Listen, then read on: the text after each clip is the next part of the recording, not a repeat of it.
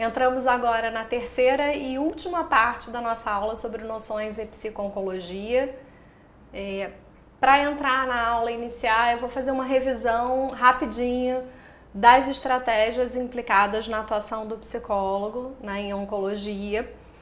Lembrando que essas estratégias visam principalmente desenvolver formas mais eficientes de enfrentamento da doença, promover a expressão de emoções como possibilidade de comunicação intra- e interpessoal mais autêntica e fluida, entrar em contato com o sistema de crenças e possibilitar mudanças nos estigmas relacionados ao câncer, facilitando assim a revisão de valores e princípios de vida, aprimorar a qualidade de vida dos pacientes com câncer, buscar significados para os acontecimentos da vida e, por último, estabelecer uma rede social eficiente e significativa. Tá? Isso foi colocado por esses dois autores num capítulo que eles escrevem no livro Temas em Psico-Oncologia, que é um livro muito importante, eu considero um livro essencial de leitura para vocês e bem completo, que abarca as questões mais importantes dentro desse contexto da psico-oncologia. Entramos agora na questão da dor e câncer, né? E é importante a gente poder conceituar, definir o que é dor. A IASP, que é a Associação Internacional para o Estudo da Dor, ela define dor como uma experiência sensorial e emocional desagradável, que é descrita em termos de lesões teciduais reais ou potenciais. A dor é sempre subjetiva e cada indivíduo aprende a utilizar este termo a partir de suas experiências traumáticas.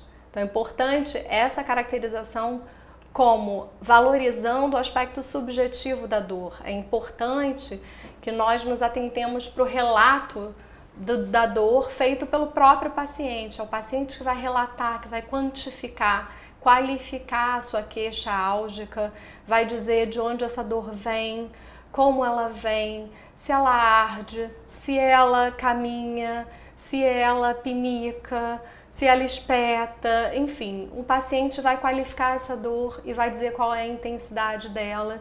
E a partir disso, dessas definições, que vão ser planejadas as condutas terapêuticas, sejam elas farmacológicas, com o uso dos analgésicos, dos opioides fracos, opioides fortes, de outras medicações que são associadas aos analgésicos para um efetivo controle da dor, mas também para outras medidas que são não farmacológicas, medidas que são tomadas pelo restante da equipe multidisciplinar.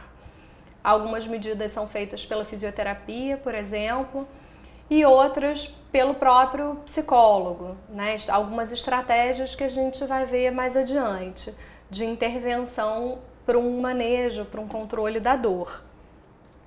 Então a dor, em relação ao câncer, sem sombra de dúvidas, ela é considerada um dos sintomas mais terríveis, mais temidos pelos pacientes e também pelas famílias.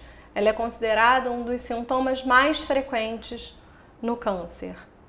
No imaginário coletivo, a dor no câncer é vista como algo terrível, incontrolável. E isso está dentro daquilo que a gente já viu dos estigmas relacionados ao câncer. A Susan Sontag fala sobre isso, outros autores também pontuam que na descrição dos pacientes, um dos maiores temores, às vezes, não é nem a morte em si por câncer, mas o sofrimento provocado pela doença e um sofrimento muito vinculado à queixa de dor. Então, muitos pacientes temem sentir dor no seu trajeto da doença e tratamento. Nas fases mais avançadas da doença, cerca de 60% a 90%, os estudos mostram, dos pacientes referem dor de intensidade bastante expressiva, isso em algum momento dessa trajetória do tratamento da doença. É um fenômeno que não é simples, então o seu manejo, consequentemente, também não é simples, pelo seu caráter multidimensional, a multideterminação da dor. É um fenômeno complexo, determinado não apenas pela lesão tecidual, pela área lesada, mas por experiências dolorosas prévias, por estados emocionais, a história familiar, o contexto cultural, tudo isso vai influenciar a experiência dolorosa, né? Então ela é mediada por vários componentes sensoriais, afetivos, cognitivos, sociais e comportamentais. Portanto, ela tem um caráter, né? É claro que o coletivo, a cultura, o contexto tem influência, mas ela tem um caráter individual, um caráter subjetivo muito importante, né?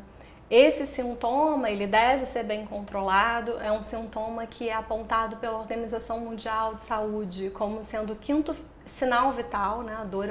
A avaliação da dor é um quinto sinal vital, porque a dor traz muita incapacidade, né? Ela traz um prejuízo enorme em termos de funcionalidade da pessoa para suas atividades cotidianas. Ela desorganiza as relações, ela prejudica o sono noturno, ela traz um prejuízo global, né? Um prejuízo em várias áreas da vida, do viver, da vida de relações. É um sintoma muito desumanizante, né? Ele acarreta muito sofrimento, não só ao paciente, mas a todas as pessoas que estão ao redor dos pacientes. A avaliação da dor, né, pela dor ser um sintoma multidimensional, a avaliação da dor também é de grande complexidade e para isso é importante que se tenha uma equipe interdisciplinar. A dor deve ser avaliada, e isso é uma coisa que eu quero aqui deixar bem sedimentada com vocês, ela deve ser avaliada a partir do relato de quem a sente.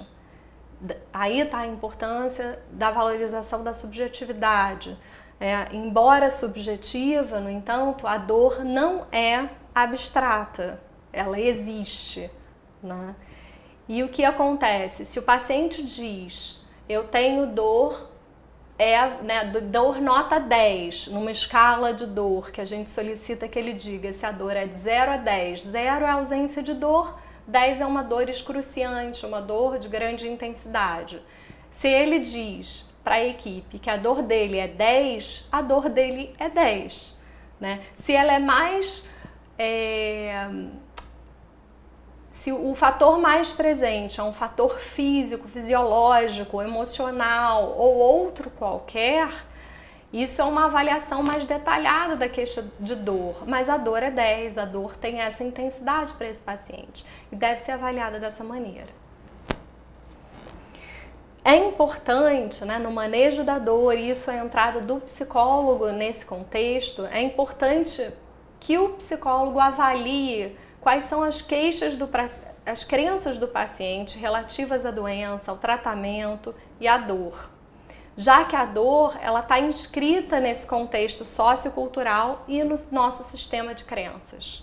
Identificar essas crenças vão permitir uma melhor ou pior adaptação, né? Que permitem uma melhor ou pior adaptação, vão permitir a elaboração de estratégias terapêuticas mais eficientes. Então, a avaliação dessas crenças, né, e avaliar o que contribui para a piora ou melhora da queixa de dor é algo super importante no manejo do psicólogo.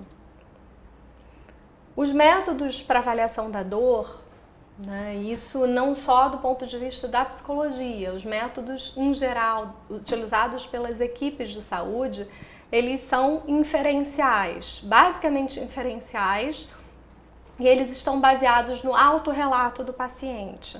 Então, um instrumento conhecido que tem essa metodologia é a escala visual analógica, que a gente chama de EVA, onde o paciente nos quantifica a sua dor dando uma nota para essa dor, como eu falei há pouco. A gente pede que o paciente dê uma nota de 0 a 10 e ele faz essa pontuação. Na consulta seguinte, se solicita que ele novamente fale qual é a nota atribuída à dor, ou mesmo, às vezes, depois da administração de uma medicação, se retorna ao leito e solicita ao paciente que agora dê uma nova pontuação à dor. É assim que a gente vai conseguindo delimitar o efeito também da terapêutica, o sucesso ou o insucesso da terapêutica num bom controle da dor.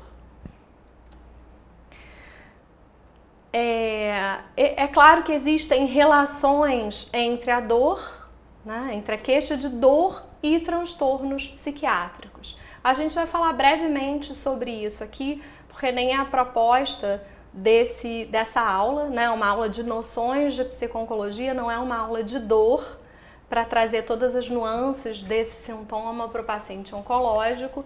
Mas, de fato, é importante a gente saber que a dor incontrolável é a principal causa de depressão em pacientes com câncer, sendo então indispensável o efetivo controle para posterior diagnóstico do transtorno psicopatológico, né? A dor, inclusive, aumenta o risco de suicídio. Então, se eu tenho um paciente no consultório que chega com uma dor EVA 9, 10, 8, 9, 10, eu preciso, em primeiro lugar, adotar medidas de controle da dor, né? A equipe, né, de saúde, para em seguida poder fazer outro tipo de avaliação, uma avaliação, por exemplo, de se existe um transtorno psicopatológico também presente. Uma coisa não exclui a outra, mas às vezes a dor torna mais difícil esse processo de diagnóstico do transtorno psicopatológico.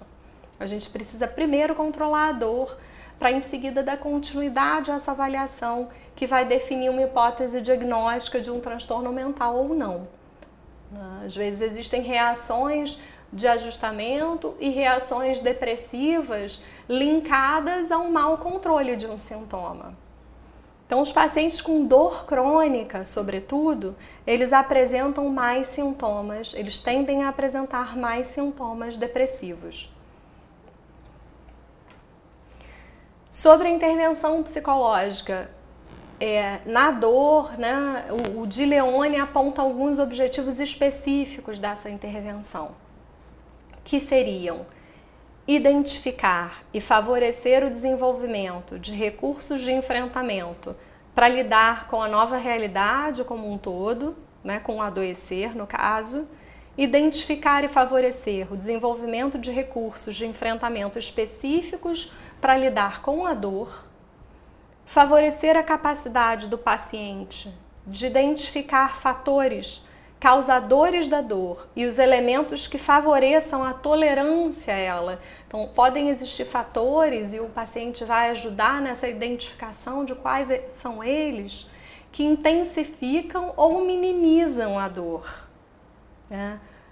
Por exemplo, né, há casos de pacientes que conseguem identificar que, quando recebem a visita de um determinado membro da família, o foco da atenção desloca da dor para outras questões, o que contribui para uma diminuição da percepção da dor, né? Claro que o paciente também está em uso de medicamentos, mas ele percebe que algum fator ali ambiental, algum fator externo, por exemplo, pode contribuir para a minimização da dor.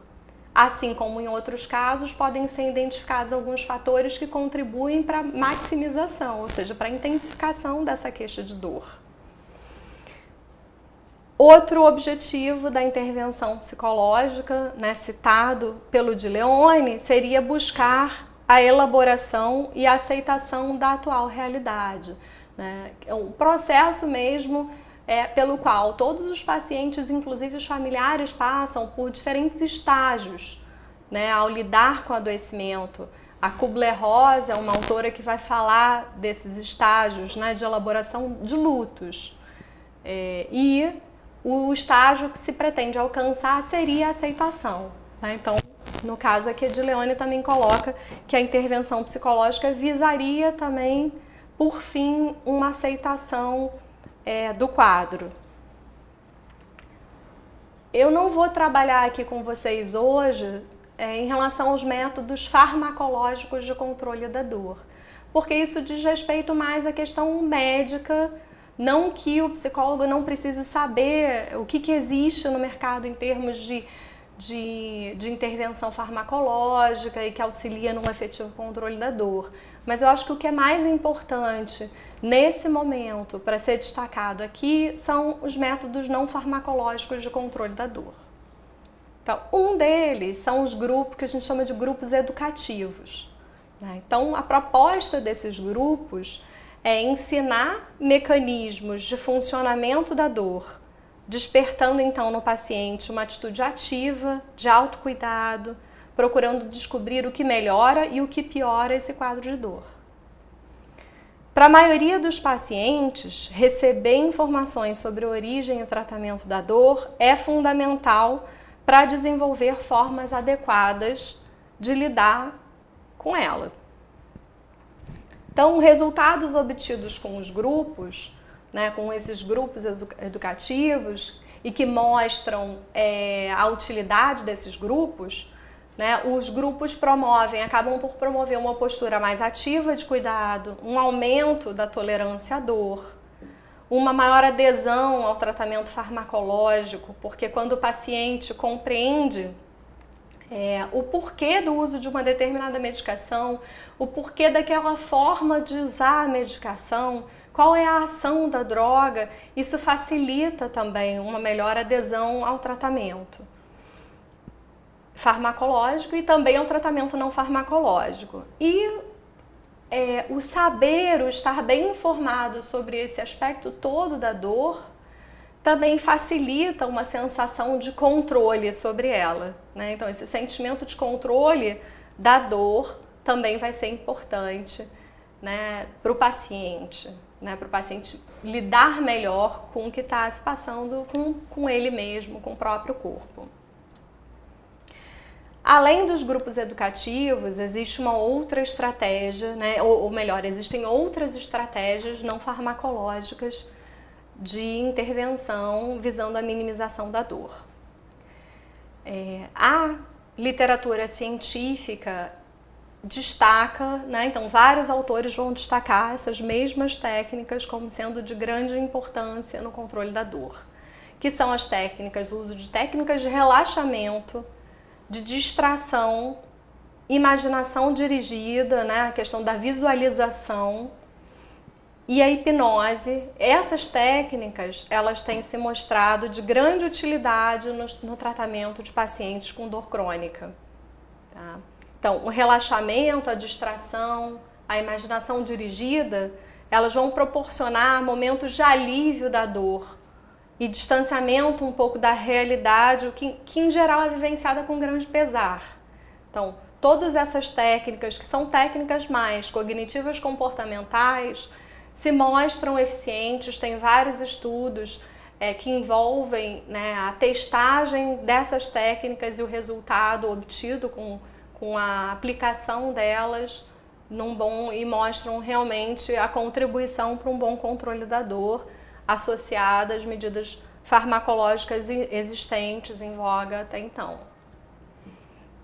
O relaxamento, ele vai auxiliar na questão da consciência corporal e vai acabar resultando em um cuidado mais efetivo do paciente com o próprio corpo. Tá? Com a técnica da distração, os benefícios observados são um aumento aí do nível de tolerância à dor, essa sensação de controle sobre o sintoma. A hipnose vai promover uma analgesia e dissociação e também aumenta a resposta de relaxamento. Pode facilitar a utilização de habilidades que o paciente já possuía previamente, mas não estava utilizando, ou estava usando pouco. Então, o que se pretende com essas técnicas, na verdade, é instrumentalizar o paciente, e essa é uma vantagem dessas técnicas, porque o próprio paciente pode fazer uso delas quando estiver sozinho em casa, ou pode fazer uso delas em momentos de maior crise. São técnicas que são ensinadas ao paciente pelo profissional, pelo psicólogo, e podem ser revisadas ou revisitadas, vamos dizer assim, em outro momento, quando necessário. A gente fecha aqui, então, essa aula sobre dor, com as referências bibliográficas utilizadas, né, nessa aula toda, na primeira parte, segunda parte, terceira parte. E eu destaco novamente para vocês que as duas referências mais importantes para que vocês tenham uma boa noção do campo da psico-oncologia são, né, essa da Maria Margarida de Carvalho, intitulada Introdução à Psico-Oncologia, e o livro Temas em Psico-Oncologia, que é de um conjunto de organizadores, né, e que também trata de todos os aspectos mais importantes desse campo. Tá? Muito obrigada pela participação de vocês na aula. Bom estudo!